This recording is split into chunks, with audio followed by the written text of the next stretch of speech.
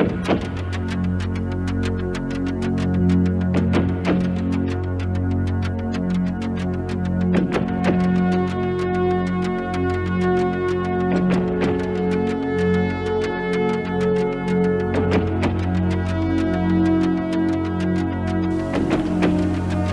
and welcome to True Crime Rocket Science.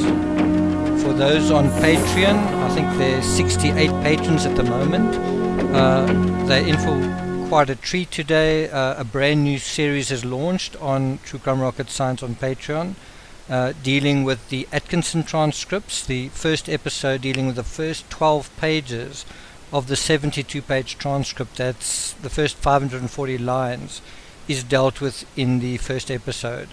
Quite a lot of interesting information comes through in those pages, just the dynamics of what it was like when Nicole picked up or dropped Shanann off, Nicole's backstory with the Watts family, how she got to know Shanann, how she got to know Sandy,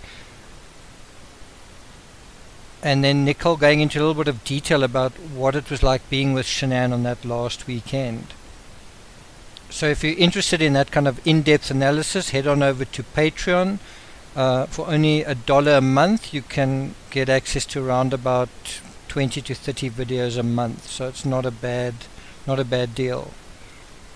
Something else I posted on that video, just as a sort of a brief introduction, someone commented about the True Crime Rocket Science theory. I'm not sure if it's a theory that anyone else shares. I don't know if it's anybody, any other channel or any other commentator shares the theory that Shanann was attacked, very shortly after she arrived home.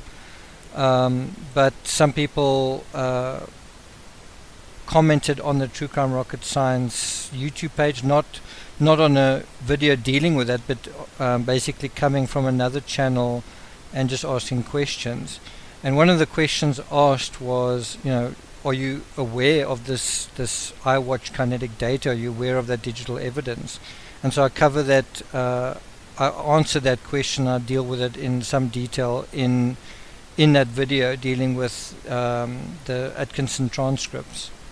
I did also ask the question to my patrons, would you guys like, what do you guys think? Do you think the attack happened upstairs or downstairs? Would you like me to go through that again? I have gone through it quite exhaustively, but we can go back to some of the blogs dealing with it, the analysis of the blinds. But I also just recommend, if you're interested in it, why not buy the first book in the Two-Face series and see if you learn anything, see if you see what you think, and if you find the first book interesting, maybe read the second. And that's a good place to start if you're curious about the Watts case and you want really detailed analysis. Speaking of which, Oxygen has started promoting its documentary, which I think is coming out on the 7th, on Saturday.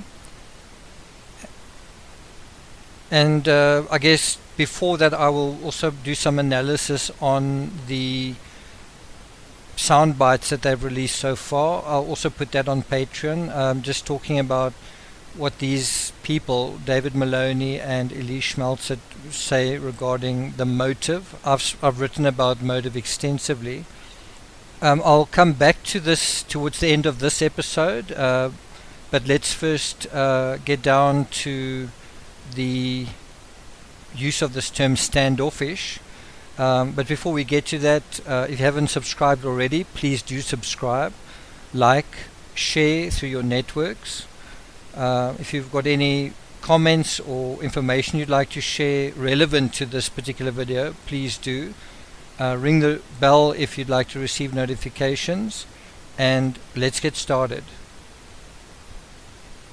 So if you've watched some of the other videos, you may be aware, you may remember that I've started a new series on this channel dealing with what else do we know. And in the last episode we sort of ended off with the information that was going to lead into Myrtle Beach. Now, as a primer for that, in other words, as a primer for the second episode in that series, I just wanted to provide some background into the Myrtle Beach narrative and the evolution of this term standoffish. I blogged about this on Crime Rocket on August the 4th, 2019, so it was, close to the anniversary. It was quite uppermost in my mind because, I was also bringing a book out around about the time of the anniversary, and I was also doing regular blogs under the hashtag 1 year ago today Chris Watts, or CW, and it was as a result of this analysis that I started coming across this term standoffish, and so I wanted to give it its due and write a proper post on it, just sharing some of the things that I'd come across. I also think that this particular topic has some relevance to the previous episode I put up on humiliation, and social media, and so it's kind of connected.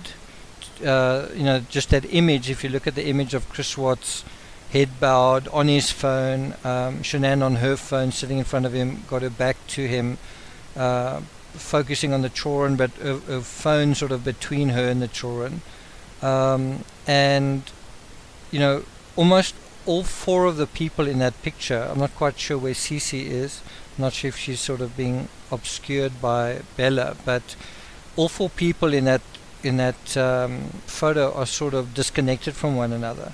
I mean, the only person really seems to be sort of interacting in a direct way is Frank.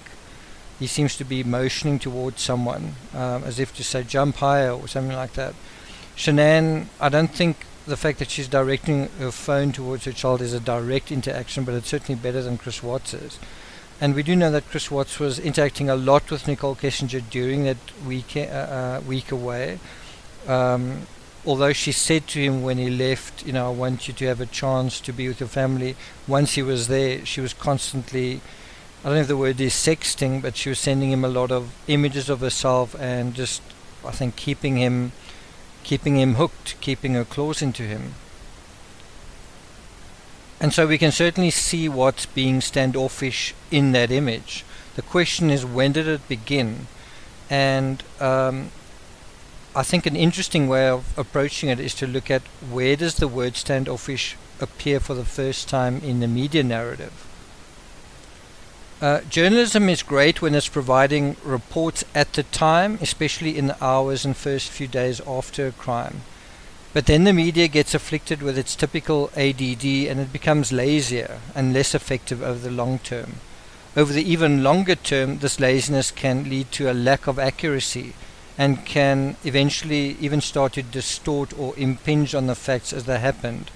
Now, I've been writing a book on the Patrick Frazee case, and so I've had to rely a lot on the journalist coverage of the trial, and I've come across quite a few errors or inconsistencies, and I've actually contacted a couple of journalists just to clear things up, and they've sort of acknowledged they did make a couple of mistakes. It's easy to do when you're in court and you're not allowed to sort of report live from the court. It just creates a sort of a tension with time and so on. So journalists are also human, and it's difficult in some circumstances to get everything accurate first time. So laziness may be quite a strong term, but it can also sometimes just be a lack of accuracy. And when it comes to true crime and people relying on often the reporters to provide accurate information, when there aren't accuracies or when a commentator makes a point, it can really go and have a life of its own. And you can really start seeing facts distorted or even impinged. And a case in point is the article in the International Business Times, Chris Watts update, neighbor says they seemed like a normal everyday family. Before we get into the whole experience and the commentary of the What's His Neighbor Trisnastich, I don't know if you guys are aware, he initially sort of spoke about Chris Watts or the couple flat out screaming at one another. And so that was picked up in the body cam, and a couple of media agencies broadcast that, and basically just because it was quite sensational, saying that this neighbor had heard this couple really shouting at one another. And then when he went on Dr. Oz, he sort of backtracked and said no, he didn't. He seemed to sort of sketch a different image, saying that they didn't really shout at one another. If we just go through the media narrative just briefly, Oxygen covered it in mid-January 2019. You had in a story called "The Neighbor Who Suspected Chris Watts from the Beginning," and then there was Dr. Oz, What Drove Chris Watts to Kill His Family. So you might say, an article was resuscitated and recycled 6 months later. And so what? So what if they did that? What if they resuscitated something and used it again? And so you kind of having journalists using what is in the media archive, and I know there's some sources that have used Crime Rocket's material as well, and they rely on that to build up their current narratives. So you have this mentioning that Shanann was always really friendly. I think this was in the International Business Times. She came over, welcomed us to the neighborhood. This is Trusnastich explaining, and he says the girls were always running around laughing, having a great time. This is what Trusnastich said on the Dr. Oz show. But then he said Watts, on the other hand, had a different demeanor than Shanann. He was real quiet and sometimes standoffish. And so what Trusnastich seems to be explaining here is that Watts in general was standoffish, right? He would say that sometimes he just didn't want to wave or didn't want to say anything, but usually he was nice, right? And so Dr. Oz was sort of trying to get out of the neighbor, what were the signs that Chris Watts was this evil criminal in the making. And Trusnastich didn't say what Dr. Oz expected. He said, well, they didn't fight any more than any other couple.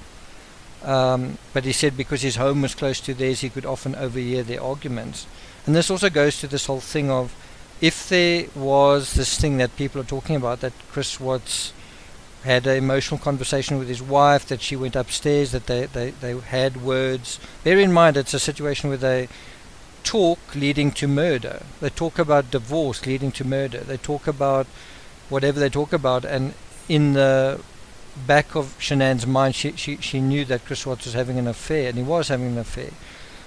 In an argument that's going to lead to murder, surely Shanann, if she had a chance to talk to Chris Watts, would have said, are you having an affair? And she would just see in his face that he was. She would see a guilty look.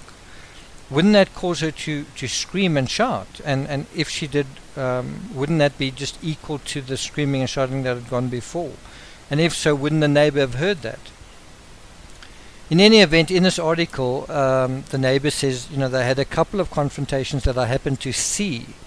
So he actually saw them arguing, perhaps on the driveway, but he said it was never a big, huge monster. He said it was never him being a big, huge monster.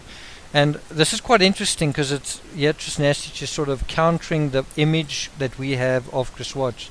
A lot of people will say, I'm doing that I'm trying to make Chris Watts out to be less horrible than he was. But this is what the neighbor's saying. I'm not saying it. The neighbor's saying it.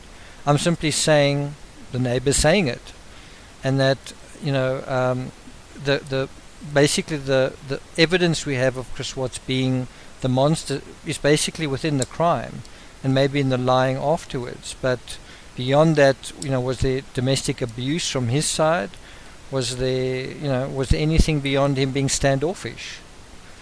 And on the day that Shanann and her daughters were murdered, and this is in the article, Trusnastich can be heard telling police on body cam footage that he heard them full out screaming at each other. I think it's actually flat out screaming at the top of their lungs. And in that thing Watts told the police that Watts gets crazy, and the couple reportedly were fighting over Watts wanting a divorce so he could be with his mistress. That is highlighted in red for a reason. I've highlighted it because what is being reported here by the media is that it's official, it's a fact that the couple were fighting over Watts wanting a divorce so he could be with his mistress. Now, what you can assume from that is that what they're talking about here is the argument that night of the murder. But did Chris Watts ever tell Shanann about a mistress? Did Shanann know for a fact that there was a mistress? Did they ever argue about a mistress? So this is quite a lot of license being shown by this particular publication. Do you see what I'm getting at? So going by this article, apparently the neighbor thought it was normal for Watts to be standoffish, but it wasn't normal. He was introverted, yes, but he only became standoffish. That's different to being introverted. Introverted is you introverted, but you still approachable, accessible, you're still the good old Chris. Standoffish is where you approached and someone talks to you, but you're cold, you're not interested. There's a big difference between introversion and standoffishness. The one is not necessarily antagonistic or unkind or unfriendly. The other one is, being standoffish is unfriendly, it's cold. And so, he only became standoffish towards his wife in the first week of August. I mean, he was only with her then to be standoffish. He wasn't standoffish before she left, and Shanann herself said this. So it was only while he was in North Carolina, when this neighbor wasn't even present, so when Trinastich wasn't even there, that this standoffish behavior started. Does that make sense? So Trinastich using this word when he didn't even witness it doesn't really make sense. So it's also a misappropriation of the facts to say the couple was reportedly arguing because he wanted a divorce to be with his mistress. Watts never used the word divorce with Shanann as far as we know. Even in his statements to the police of what he said to Shanann he wants to separate. So there were no divorce proceedings that anybody is aware of. Shanann never knew about Kessinger. But as far as we know, there's no proof in any text or message that Watts had said to Shanann, I want a divorce. In fact, right at the end, he was going to go with her to Aspen, and there was a sense of them being separated a little bit, but there was no question of divorce. Right? In other words, it hadn't been broached, just as the affair hadn't been broached.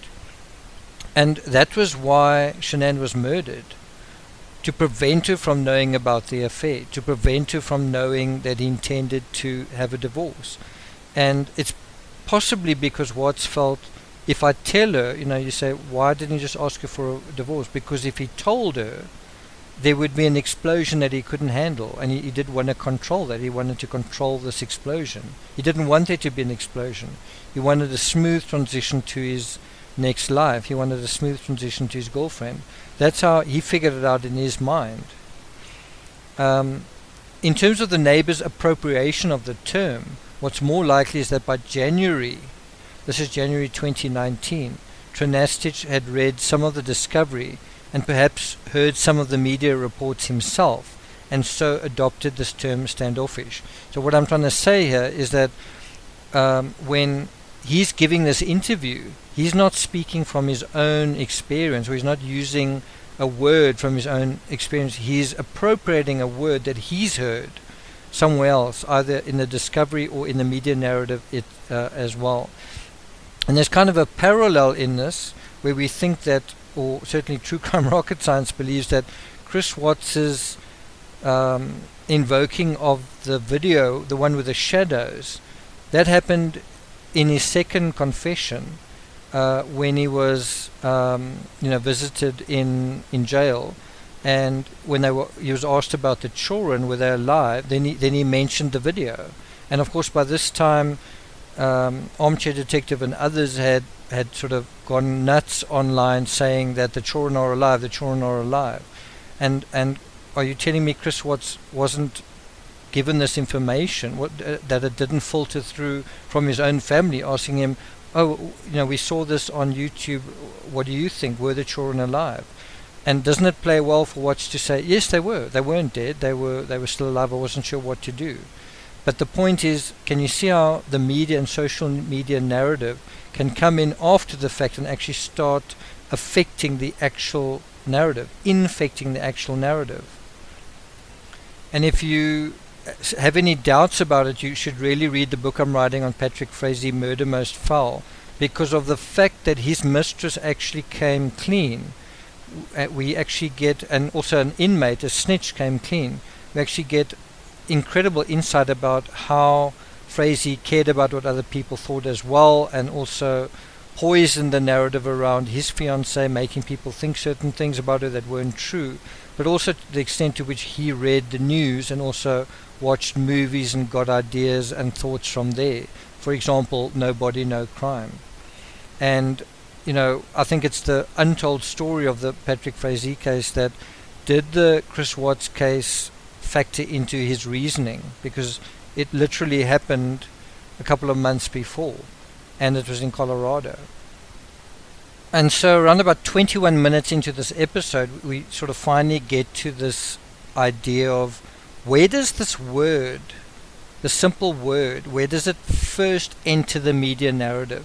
Now, you can do what I did. You can Google Chris Watts Standoffish or Shanann Watts Standoffish and see where it comes up first. It's not quite as simple as it sounds. It's fairly simple, but it's not necessarily as easy to find something like that. You've got to filter your search. It also helps to filter it very close to August the 13th. That's certainly going to make it more of a targeted search. But the first time that it looks like that you're seeing the use of this word is August the 21st. And it comes from Michelle Greer. It's a woman who was at Myrtle Beach with her own children, and she was waiting in line with Shanann for the bungee trampolines, and so what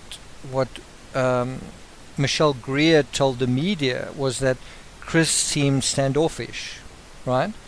And just bear in mind that the date of this article is it's August the 21st, so 8 days after the crime and a couple of days after Chris Watts' arrest, and there'd been a lot of media between then and August the 21st. This story only came out comparatively late in the game, but what Michelle was sort of driving at was that Watts didn't seem engaged at all. She says there wasn't any affection, and she said Shanann was very engaged with the girls, but he was just kind of standing there.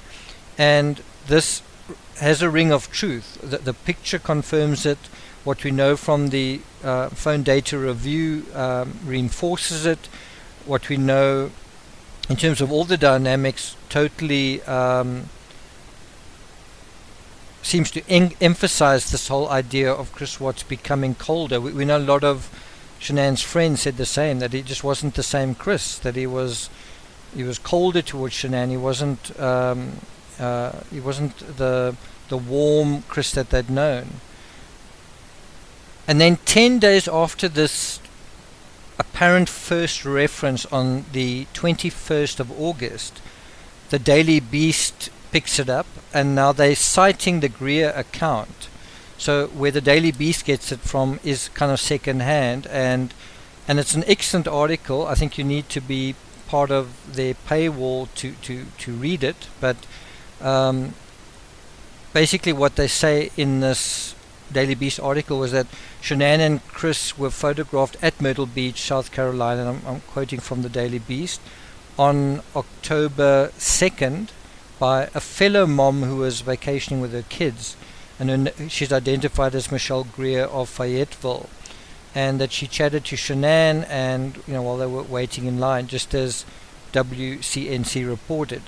Shanann told Greer that she was expecting a baby, and Greer thought that Shanann was very sweet and very lovable with the girls, and that she was very focused on the children. And then Greer remembers Chris appearing standoffish, and that's what appears in the Daily Beast. He didn't seem engaged at all, and that's once again the quote. There wasn't any affection. You can see where this quote is coming from. So based on this, you can say, well, the first person to use the word standoffish was Michelle Greer. So not Shanann, not anyone very close to the Watts family. I mean, Trinastich using it in January 2019 doesn't really count. That's quite late into the game. And so it's quite strange that a stranger is saying this. But if you dig a little deeper and you go to Nicole Atkinson, although she never uses the term standoffish, she refers to the general theme of what's not acting in a loving manner towards Shanann. And what she's really getting at, and you need to go and watch the video yourself, you can go to the blog to click to the video, but what she's really driving at is when Watts was himself, the way that Nicole had known him for years, was that he was loving. So, he was a giving husband, he was a giving father, he was kind, he paid attention, he was considerate, right? But the way ABC frames it in their interview with Atkinson, Shanann either told her this, which she did, in other words, Shanann did tell Atkinson, and we know that she did, or Atkinson observed it firsthand, but which she likely didn't. It's not likely that Nicole noticed Chris Watts being standoffish, because Shanann was out of the state for 6 weeks, so when would she have seen them together, right? So you can't really say that Nicole would have observed this, and she may have personally felt it from Chris Watts when she was in the house, that what seemed weird, but that doesn't really count. It's when was Watts standoffish towards Shanann, and the only opportunity Nicole had was, basically in San Diego or before that they left. Do you see what I'm driving at? But it's unfortunate ABC aren't more clear on the circumstances surrounding Nicole getting this insight. But then there's also another fairly obscure reference to standoffish, and guess where it comes from? It comes from North Carolina, and it seems to come from Sandy Honorati, or rather from her colleagues at Hair Jazz, where Sandy worked. And there, these people say, these colleagues of Sandy said, Chris was very standoffish. And so what's also ironic here is it's also not Sandy saying that, she's not saying to the media that Chris was standoffish. The co-workers are saying this is what was told to them. So you're getting it direct from the co-workers, not from Sandy. And so if you go to the date of that article, it's dated August 16th, just 3 days after the murder and a few hours after Watts' arrest. It precedes all the media references mentioned above by at least 5 days. It's even possible that Michelle Greer, who lives in North Carolina, read or saw the local content and adopted this term, standoffish, herself. Other media rebroadcast this term, some swapping the word standoffish for aloof. And so I provided an example. It may be from the Daily Mail, I can't be absolutely sure, but I did provide a link there, and in this particular link it says, Greer and Shanann's families met when the children went to play on the bungee trampoline. The two women hit it off and reportedly became instant friends. That seems a bit of an exaggeration. Greer said that Shanann was absolutely amazing with her kids and that she appeared very engaged, in inverted commas, while Chris was aloof.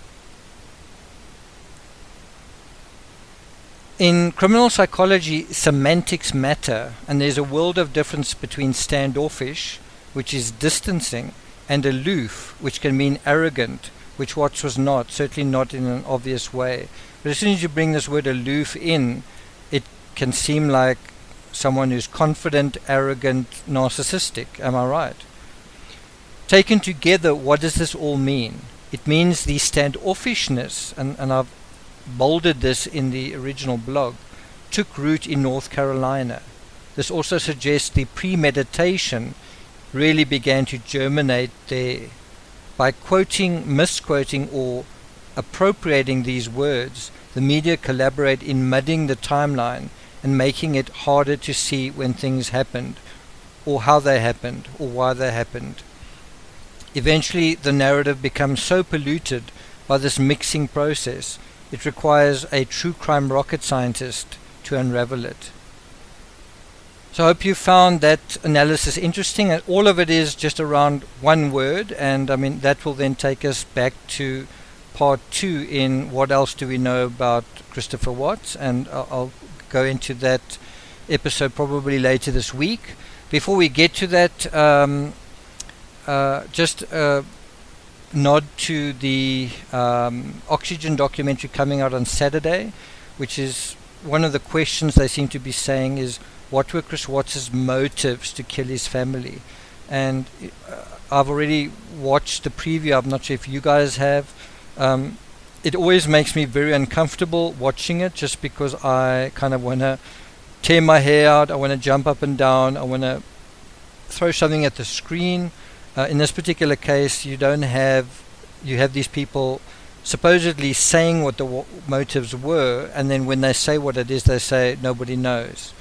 In other words, they're not giving us any information or any insight that we didn't already know. In other words, the prosecutor wasn't sure, did he want a new life or whatever. So the fact that you've got these experts telling us what we are all been saying for the past year, that it's a mystery why this happened, isn't I mean, how can you have a documentary telling us what we've been asking all along? I mean, answer the question. So I don't know if the documentary is, but a lot of documentaries set themselves up saying we're going to provide the motive, and then the documentary ends up being about the fact that nobody knows why, and so is in a way duping the audience. So that's an analysis I'm going to do in more detail on Patreon. So you're welcome to head over there to get that analysis just on the experts. Another expert that I think is part of the show, I'm not sure if it's separate, but there's certainly been something on Laura Richards on Oxygen. When I see something like domestic violence expert talking about the Chris Watts case, my skin kind of crawls, because this isn't a domestic violence case. You know, it's like saying any murder is domestic violence. It's not. There are some murders that are the end result of a long holocaust of domestic violence, but there's some that aren't. I mean, an example of one that is like that is the murder of Nicole Brown Simpson. And there's another channel on YouTube that also appropriates the Watts case whole, swallows it whole, and says this is a sort of exhibit A in sort of domestic violence and abuse, spousal abuse. Murder is murder. It's a crime. It's first degree murder is the worst crime that you can commit. But it shouldn't be conflated with abuse. Abuse is disgusting, horrible, and not to be encouraged, but they're not the same thing. You can't start saying look for the red flags in a murder case with criminal psychology.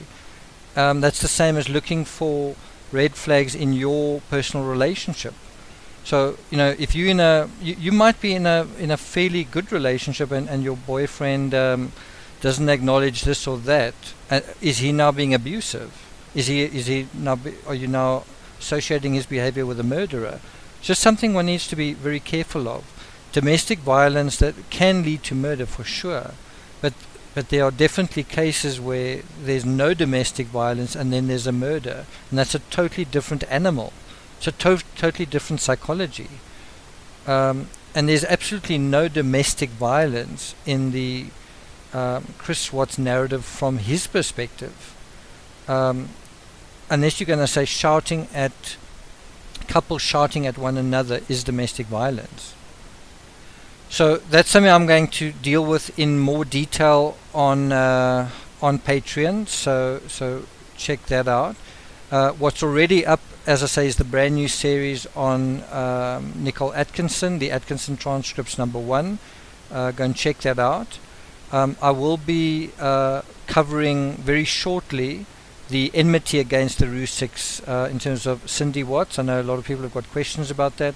Again, bear in mind I'm working on a book on Patrick Frazee. Some incredible notes have come out from the snitch that were handwritten by Patrick Frazee. It's really shocking. It's one of the most jaw-dropping moments at the trial, a trial that was full of revelations and full of troubling and disturbing things. You know, as horrible as the Chris Watts case is, I really think the Patrick Frazee case is equally horrifying, but just in a different way. It's just in a different dimension. It's a very, very disturbing case.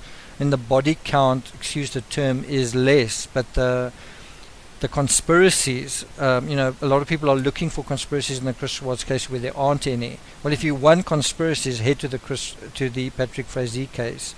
There's a lot going on. There's a lot going on there. In any event, this is the end of this particular episode on just the investigation, interrogation of this word standoffish, where it started, where Chris Watts' premeditation may have started.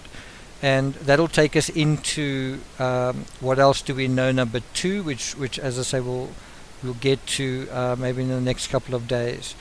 Once again, if you're enjoying the analysis here, please spread the word, please subscribe, ring the bell, like and leave a comment.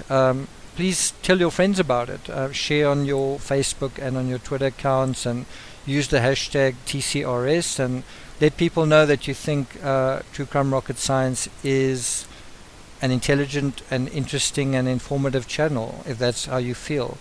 If you're really enjoying the content here, think about heading to Patreon. I've already got 68 patrons. It's growing nicely, but we'd also be happy to have you guys there. And yeah, thank you for listening, and I will see you guys next time.